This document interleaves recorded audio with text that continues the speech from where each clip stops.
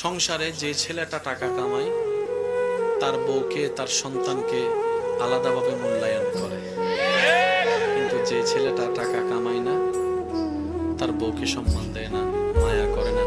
এটা না হয় বাদে দিলাম, নাতি তো নাতি। অনেক সময় দেখা যায় যে টাকা কামায় তার সন্তানকে নাতিকে বুকে টেনে রাখে, আর যে টাকা কামায় না তার সন্তানকে আদরও করে না। এমন দাদা দাদি, নানা নানি, একটু জোরে বলতে হবে ঠিক কিনা? মা বাবার জন্য তো সন্তান সবগুলাই তো সমান হওয়ার কথা ছিল। এবার বলেন রিজিকের মালিক কে?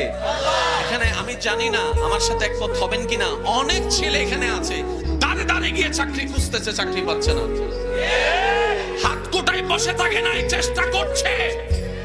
সে ব্যবসা করার মতো গুণ নাই তো করবে কি? তাকে তো টানা দিলে হবে না, তুই আকাইমা বইসা রইছস এমন বললে তো হবে না। পারলে উৎসাহ দিন, আর বেশি যদি দরদ লাগে নিজে কিছু কুম দিয়া তাকে একটু রাস্তা করে দেন, কর্জে হাসানার ব্যবস্থা করে দেন। দরতুর আমি 10 লাখ টাকা দিলাম, কোনো সুদ দেওয়া লাগবে না, প্রত্যেক মাসে মাসে এটা দিয়ে ব্যবসা করে আমার টাকা আমাকে রিটার্ন করে তোকে কর্জে হাসান আমি দান করলাম। কই এমন মনওয়ালা মানুষ তো পাওয়া যায় না, কিন্তু আঙ্গুল তুলে অপমান করার মানুষের অভাব হয় না। কথা বলেন ঠিক কিনা? সুযোগ পাইলেই শুধু মানুষকে অপমান করে।